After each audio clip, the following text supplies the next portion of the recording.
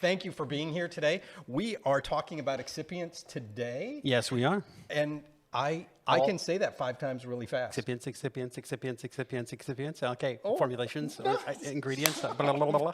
It's going to be fun. I didn't have to do it. I love it. And, All right. hey, congratulations to Adrian Who's the winner? Zelski. Ooh. Oh, an Extract Blag swag bag with where's with my a notes? hat.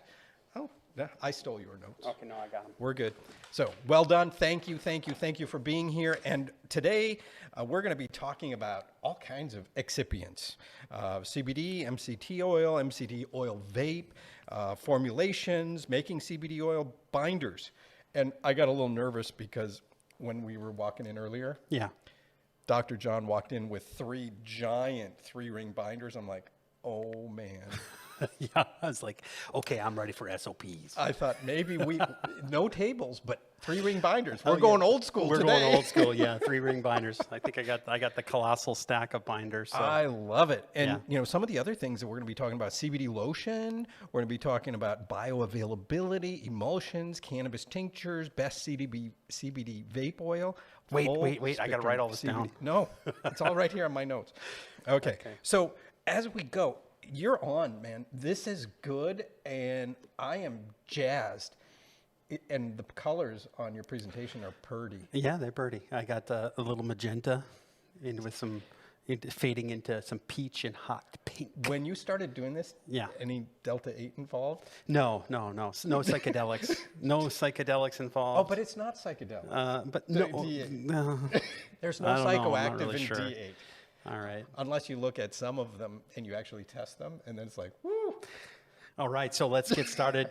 All right, all about excipients. So what is an excipient? James, are we ready to go on the? Okay, so we're all set. Okay, all about excipients. Let's do it. So what the hell's an okay? Now excipient? this is like the next 30-minute monologue. I'm just going to go. Oh no, I'll interrupt you. Okay. Guaranteed. I got your back. Okay, he's got your back. Okay, all about excipients. Let's talk about it. What is an excipient? So what the hell are they? Well, an excipient is more than an ingredient. It's more of an engineered component to a formula. Okay, and there's a couple different things that you need to think about when you're selecting your excipients, which I'll get into in a couple slides. But it really is the medium that solubilizes, enhances sorption. Okay, usually you select it to match the way you're going to deliver it. For example, you're not going to put like a coconut oil, for example, and vaporize that, for example, right? That would be an example of something that you wouldn't normally do. Don't do that. Well, yeah, don't do that. Don't do that. But usually, my point is that the excipient really matches. Does it solubilize the active ingredient, which is in our case hemp and hemp oils and hemp CBD and things like that. Does it enhance bioavailability? It modifies the viscosity sometimes. So if you need to make it less viscous, so it'll work with your method of delivery.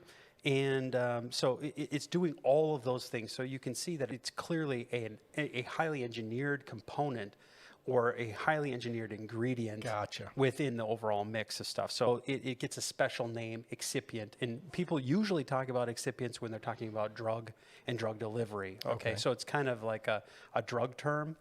I don't know if people in the food industry typically would say, yes, I'm going to mix up some excipients. Yes, I mean you don't hear that. Iron Chef. Okay. Oh yes, take the excipient out of the. No. I think I say that every day. Well, I do. I'm going to mix up some excipients. Yes. Can you fill up that coffee maker with some excipient, please? We need to make sure the coffee is ground to exactly 200 microns plus minus 10 microns. Oh my God. I know. That would be a very fine powder. Yeah, we don't actually do that. That would be anyway. Turkish coffee. So what is an excipient? An excipient is it's a carefully selected medium, provides solubility, enhancement, absorption, modifies viscosity of the active ingredient for subsequent delivery, often formulated with the active and the route of administration, which is a vapor pen, sublingual, under the tongue, right? Okay. Or if it goes into your gut via capsule or a gummy, you'd want to have something that's emulsifying in there, so it would help. It would help with bioavailability. So gotcha. So you can see it's highly it's engineered. It's part of a formulation. Sure. So what's the difference between an ingredient and excipient? An ingredient is a component of the mixture, like I said, and the excipient is just that engineered component. So I already answered that. But let's just kind of talk about the process of formulations and how you would go about, selecting an excipient for your formulation. The first step really is to establish requirements. And a lot of people kind of skip over that. Okay, I want to make a vapor pen, or I want to make a tincture, okay? Sure. And they really don't write down all the requirements for that tincture. So like, for example, how do I want it to taste? How do I want it to look? Do I want it to be clear? Do I want it to, is there a certain smell I want or a aroma that I want out of that? What's the packaging? What's the requirements for the packaging? Do I want to have it in a certain type of packaging? Sure. Okay. And if you write down all of those requirements, okay, associated with the formulation, really what it's going to do is it's going to start you down a path at choosing the right excipients, because sometimes excipients are not compatible. For example, if you have like an ethanol excipient for like a sublingual, Sure. Sure. In that case, it would define certain packaging requirements. Like you would want to have a glass borosilicate package for that, which Yep. would be like a glass bottle. Sure. And you would want to also have, the seals on that. You wouldn't want to have it so they were leaching, like the ethanol was getting in there and leaching stuff out into your, Exactly. and contaminating it. So there would, the selection of ethanol, for example, for a sublingual, which is, like a tincture. It's a, Yep. okay. That would be, really drive a lot of those packaging requirements. Okay, so you can see how they're going back and forth. Also, conducting a risk assessment. This is something that is required for GMP producers of various nutraceuticals and also drug products. I mean, I think that even the food side of this, if you're talking about major amounts of food being produced, you should do a risk assessment. Okay, for example, suppose I have a cup of coffee right here, and I have certain specifications on the quality of this coffee. I would look at the ingredients of the coffee, and I would make sure that that the ingredients themselves could meet the specifications before I brewed the coffee. And if I was only brewing one cup of coffee, the risk is really low. But if I now start to brew, megatons of coffee, okay, I would want to make sure that I am looking at the batches, I'm looking at all of the specifications. I'd want to make sure that, no, it's not just, I take tap water, put it together, and, do a pour over. Okay, it's not quite that way, Sure. right? Yep. So If you're doing massive quantities. if you're doing massive quantities. And so the risk goes up as you start to get into manufacturing, guys. So And that the- all I'm saying there And the is risk went way up on this, because didn't I bring this cup to you? yeah, it did. Risk He's went way sticking up. some cyanide in there. Get this guy It taken would never care be of. cyanide, but it could be. It'd be something else. Amanita, maybe. Oh, how about some scotch? We could put some scotch in there. Yeah. Okay, that'd be like good. Okay, so so that would be a risk assessment, and the risk assessment really drives how you control your process. Yeah. Right? I mean, you don't want to just control your process for the sake of controlling the process. That's the art of quality management. Okay, Mm-hmm. it's easy to say, okay, I'm going to go into a process and I'm going to control everything. Okay, I'm gonna do a molecularly clean spoon so that it's sterile, and then I have a scale that has 7 decimal points behind the Oh my gosh. 7 significant figures. Okay, none of that. You don't need to do that. Okay, what you would do is you would use a risk assessment. And Isn't you would that say, how we run our plant? it is it is with a risk assessment. Yeah, and it the risk assessment says, okay, this is where a key risk, cross contamination matters. Oh, yeah. Okay. Yep. And this is a key risk that we would need to then test. Yep. And if there was a cross contamination of this particular item, whether it's an excipient or whatever, it doesn't really matter. So we wouldn't test it. We wouldn't put the money in it. But you would have a risk assessment there that says, hey, look, this is a zero risk to the end product. Mm-hmm. So that second point of doing a risk assessment, really, you're setting it up. Steps 1 and 2 of doing your formulation is really setting it up. You're establishing your requirements. You are establishing your risk assessment. Yep. How many people actually do this? I challenge you guys out there.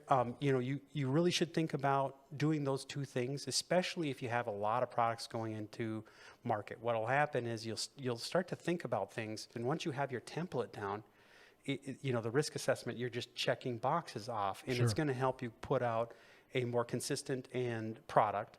It's also going to help you put out a less expensive product, because if you misidentify the risk and you actually, for example, have a ingredient that comes in and you start mixing up, 80,000 gummies or 100,000 gummies, and you're mixing that all up, well, and one of those has a contaminant in it, and you didn't look at it, and then it gets out, and where'd the contaminant come from? Well, it came from one of my ingredients.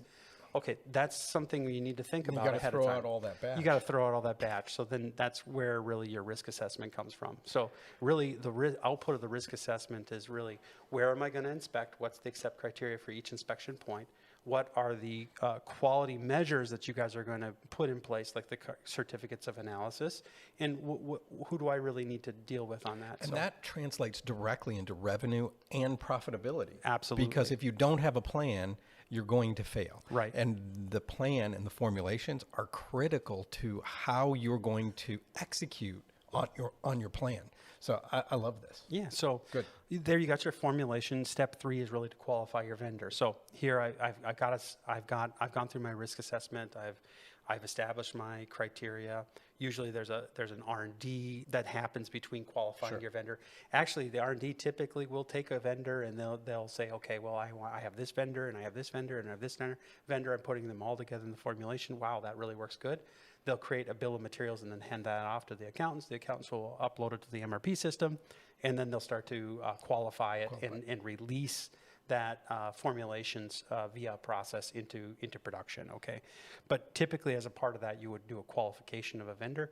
For those of you who are interested, we did a vendor qualification documentation form that we've already published, and you guys can use that. It works just as well for qualifying a vendor for your toll processing as it does qualifying a vendor for example, your ethanol supplier or your excipient supplier, whatever it may be, coconut oil or MCT oil, or even your terpenes, for example, if you're sourcing those, and you're making some sort of claim associated with the terpene, okay, you're going to want to be able to qualify that terpene is actually in there and it's not all degraded and all that stuff. So think about that. Another one of our shows, we had that. So we've got that available, so you can ask for that if you want it. Once you get that quality agreement, then typically you're doing a sourcing.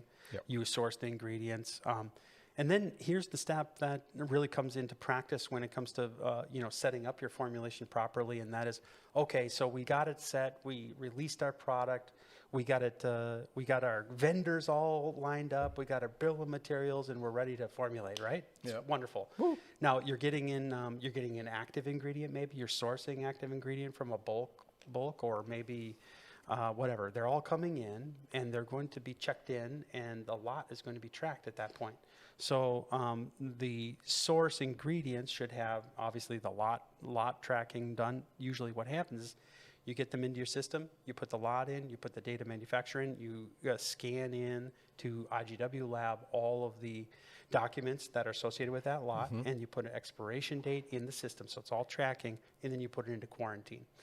And then the quality assurance person comes and they check it out and they say, okay, this is all the documentation that's associated with this excipient is good and it can be released to production. Check. Then that goes into inventory then, assuming that it's not it could go into a vault, for example, if it was a active ingredient. And there are usually storage requirements and temperature pressures and all that stuff. And that will eliminate temperature, humidity, that issue that you mentioned earlier, and that is to have a contaminated ingredient that destroys everything. Right. So test everything you're putting in. Right, exactly. So if you are, suppose you were formulating something with a spice, like with a spice, okay, and you decided to go source it from,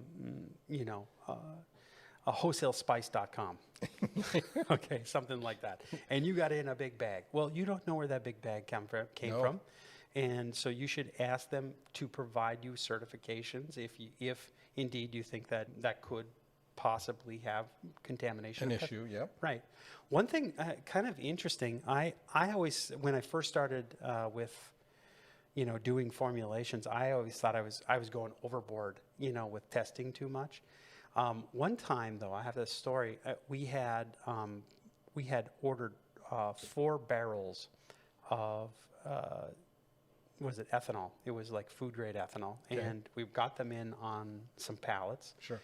And we, at the time, we were like, okay, we're testing everything. We're just going to do it. And so we did a full-on testing. We did pesticides, we did toxins, we did heavy metals, and we also did some microbials, and of course, and also just to check to see that the ethanol actually matched what the manufacturer said it was. Yep. There was no methanol in there, for example, or there was no hexenes in there or whatever. So it was a good food grade. And it passed everything except for one. And one of the 4 from the exact same lot, we had 4 barrels, the exact same lot, one of the barrels had arsenic in it. Nope. Weird. So really weird. So if it's something with the barrel. So we, of course, contacted the vendor and said, what's up with this? What, and then, you got to do a root cause investigation. And for those of you who are involved in quality, those are typically called, that's in your CAPA system, your corrective action, preventative action. Yep. So that is something that happened. Don't know why it happened, but if we had used that ethanol in production, we would have that one barrel from one lot would have contaminated everything. Everything. Yeah. If you had not tested it. Right. That would have been bad. Yeah. And we were just going towards a launch, okay? And we would have missed our launch date, number one. Ugh. And we would have had to thrown, thousands of dollars worth of, maybe even hundreds of thousands of dollars worth of cannabis away. So not a very good thing. That's why it's really good to test.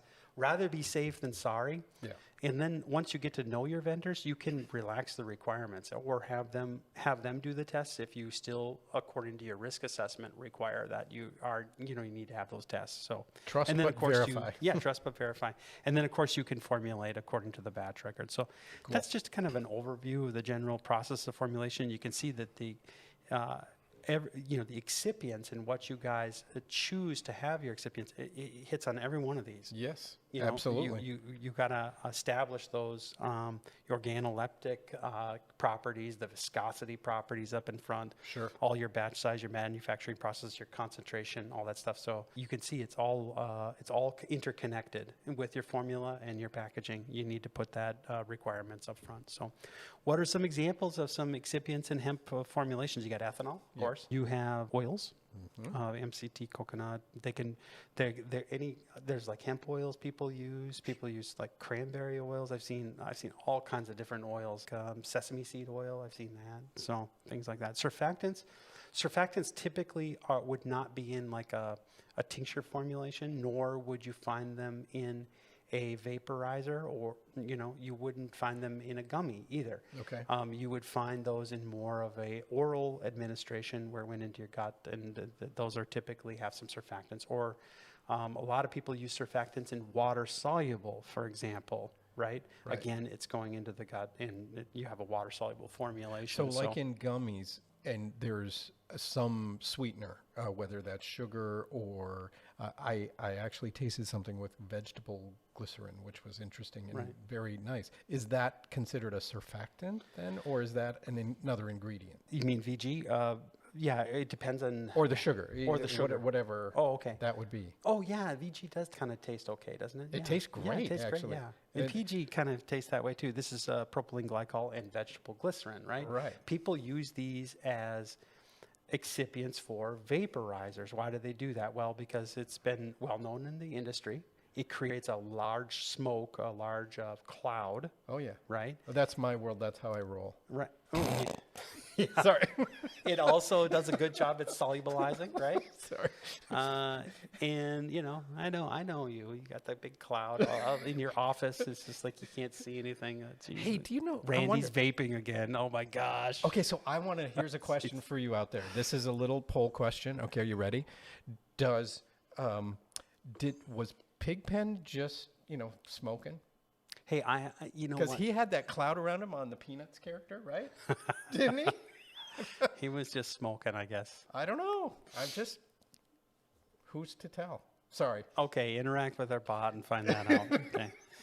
All right. So terpene blends also PEG, PGVG, and SEDS. SEDS is kind of, okay, look, for those of you guys who are really into formulations, self-emulsifying systems are really great for oral administration. And basically what they do is they encapsulate the, they can be in liposomes, for example, or they can be in other surfactant mixtures that really reduce the droplet size in your stomach. Okay. And therefore, when it gets really, really small, like even into the submicron size, you get a better bioavailability and a better absorption. So this is what people are thinking of. They're using these SEDS formulations. There's not very many of them out on the market, but there are some commercial ones that are available where you can say, hey, look, I'd like a SEDS excipient, and I'm going to mix that with my hemp oil. There's many companies out there that have done a lot of work already on that. They'll give you the formulation. Well, that's cool. Yeah. Because you have to use that because water solubility with oil is kind of a misnomer, right? It really is not true because oil is not water soluble, so you just make it tiny. You make it tiny and put a surfactant in there so that it will actually, so the energetics are such that it will go in to the water and stay suspended. That's also another thing. I mean, if you're going to do water soluble formulations, your excipients are basically surfactants. Yeah, okay, very small amounts, or they're and you have to be really they're careful. high sheared.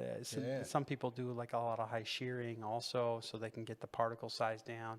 But you got to really, again, go back to your requirements, your organoleptic requirements. Okay, you may taste the surfactant, for example, and that may not be desirable quality. Correct. So that should be in your requirements document. Or maybe when you homogenize it down with your high pressure homogenizer, it's a little cloudy.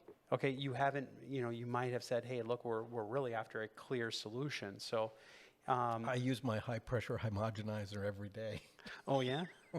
You too? Yeah. Okay. Wow. Like a smoothie. You just make my smoothie. Okay, you put my high pressure homogenizer. Oh yeah. We should do that. Make a smoothie. I wonder if we could. I think we could. We probably could. I'll bring in my do it. What do you got for my NutriBullet? What do you got for? Oh, NutriBullet, huh? Yeah. So what do you got for what do I put smoothies in it? these days? Yeah. Oh, actually, I use sprouted oatmeal. Oh my gosh, that's gross. I do. I use sprouted oatmeal. Sprouted oatmeal? Are you kidding me? Steel cut oatmeal. Oh, do you do like a microbial test on it before you really? I don't know. You add water and heat, and so they get little sprouts. Well, you have to. Wow, that's special. It's really good for you. Okay. Yes, and I do chia seeds, and I do chia maca. seeds. Okay. Oh, maca. That's mushrooms, right? Maca is that the root. The root. Oh, okay. From the Andes. Okay. Wow, it's really good. Yeah, I do all of that. Okay. Would I be able to drink this or? Yes. Okay. I have had people who are green smoothie phobic try mine, and they're like, they look at it and they go, and then I'm not sure. And they try it and they're like, oh, it's not as bad as it looks. No, this would be a better poll question. Who? Come on. We should. I'll get you my recipe for my smoothie, and it has all kinds of stuff. I mean, I got spirulina, I've got everything in it, and then I put 7 dark cherries in it, and then some blueberries. Oh, not the maraschino cherries, the other ones, the ones that are sitting in the. Yeah. What do they call those? Yeah. Well, we have our little candied ones, tarted cherries back here from Door County, Wisconsin. Yeah. Oh yeah. But they're kind of sitting in some alcohol, so they're really good. Yeah. But I don't put those in my smoothie. Okay. I put those in a Manhattan. Oh yes. Speaking of that, yes, we should do some Manhattans sometime soon. Like now? No. Maybe in about 10 minutes after we're done here. Is it still? It's not noon yet. Oh no, it is past noon. All right, guys. Okay, Sorry. Back on track. What are the examples of excipients? I think we went. How do we do that? It's okay. That's my job. To take us down what these. are the requirements You're for welcome, by the way. excipients? Stability, solubility, viscosity, organoleptic, non-allergenic, non-toxic. That's how you spell GR. organoleptic. Yeah, organoleptic. That's the smell, clarity, color, taste, other. Like one. I don't know. Would a cloud formation be considered an organoleptic quality, possibly. Yeah, I don't I know. would say Because yes. it would, I think it would be. Yes. Yeah, and I don't know how you'd put specifications on that, but you must be compatible with the delivery. So there's just some ideas for requirements for you guys.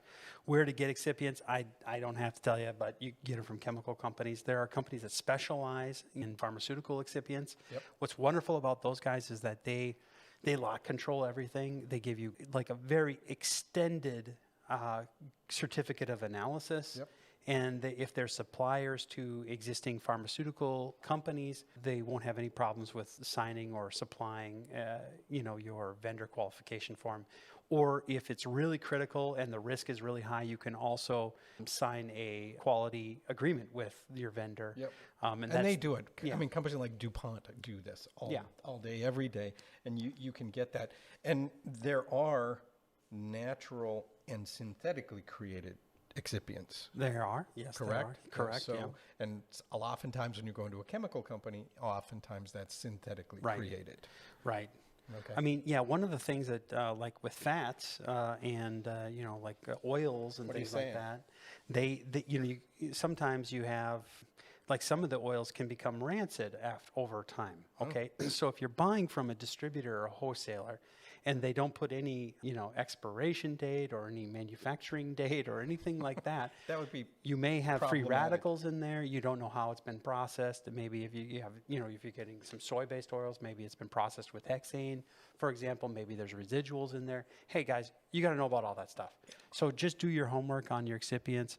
I tend to shy away from distributors and wholesalers because I don't know, what do they got, like 6 vats in the back and they're filling it up and putting a sticker on it and sending it out to you. So that's why I also stay away from I stay away from sourcing ingredients on Amazon. sure. I try to stay away from that. If they can provide you the quality documentation that you need, then yeah, maybe. But And you it have the should be- ability to test also. and you have the ability to test it also. So and that's also why I don't go to the grocery store, because you can't really guarantee that the SKUs are in there. If you're starting out for R&D, I think it's perfectly fine, and then you would want to hand over your formulation to your buyer. Your buyer would then go out and I don't mind source going some to the things. grocery store because I like to eat. Okay, I do too. Okay, what is required for documentation for excipients? So the very fundamental first thing you need to have in your documentation repertoire is the MSDS, which is the Material Safety Data Sheet. The material safety data sheet. Yeah, MSDS. that's basically something that you have to have for every one of your excipients. So when you get your MSDS, you need to make sure that you update your chemical inventory. So for those of you guys who are formulators in R&D, I'm speaking to you guys. Go do the stuff. You got MSDS. You're going to put your MSDS in there, and then you're going to update your chemical inventory. Your chemical inventory affects a lot of different things, including you got to have that in your fire analysis, and you got to have for insurance purposes, and usually you add in a quantity in there. If your excipient is flammable, you need to make sure that you have the proper storage requirements. Okay, is it going to go into a flammable cabinet? Do I have the proper control areas that have already been, discussed and delineated? So those are some of the things that you need to think about when you're talking about excipients. The lot number, obviously, right? Absolutely. I mean, certificates of analysis, you should be getting those in with your lot. COA. Yeah. Yes. Look, if you get an excipient and you don't get your certificate of analysis with it, you're going to have to do it yourself and have accept reject criteria, or you're going to have to get it from the vendor. Okay, Yep. and it's much better to get it from the vendor actually. Absolutely. Vendor qualification document, guys. This is something that you R&D guys always like to push off to, maybe upstream, maybe going to the buyer or whatever. But you can qualify and build quality right into your R&D process, Yes. right from the get-go. You don't need to wait for those guys to do it. So just send them the form, they'll fill it out, and then you have that documentation, hand it over to your quality assurance manager, they'll file it up. And maybe when you go do your final analysis or your final review for release to production for your formulation, and you have that's going to be a part of the package that you deliver for review. Okay. Packaging specifications would also be there. Now, what am I talking about? Packaging specifications for the excipient itself. Yep. Okay, this is, for example, What's coming into you to use as the ingredient. So we had the barrel, right? The barrel was a problem, Yep. right? Because why was the barrel a problem? Well, because it had arsenic in it. Yep. Or you get, coconut oil or MCT oil in the right, secured jug with all of the right dates and COAs and everything on it. All of that. And, or bags of product, that's really well done. Your expiration date as well? Yep.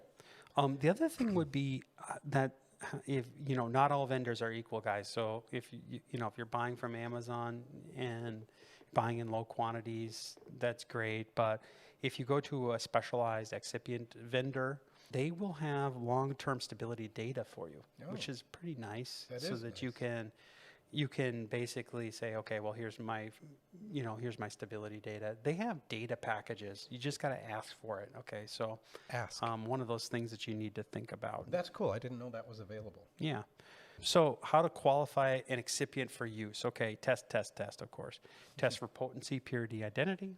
Test for your metals, toxins, and microbials, and test for pesticides. Look, what you want to do is just to make sure that you, like I said, you have the excipient that you're putting in, you're formulating your product.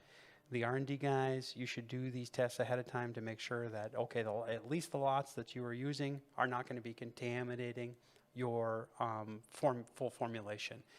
And basically, if you do these steps ahead of time, you'll solve a lot of pain down the road. Now, in order to do all of these tests, can you use an HPLC for some of them? Do you need a GC headspace for some of them? What do you need? Well, okay, so first of all, if you don't have the laboratory in-house, which is great, you can just, spend a little bit of extra money to go and check on these excipients. I mean, this is a part of caring. Oh, okay, this is a part of your brand promise. Yep. This is really what I'm talking about. It's about caring about the products that you put out and the quality of the products that you put out. Okay, you can go buy it from anywhere and just glug and just ship it out. Okay, oh, it's got a contaminant. I'll just dilute it. Okay, there's a lot of people who are out there. Bathtub chemistry. You don't want to do bathtub chemistry because, first of all, it's a liability.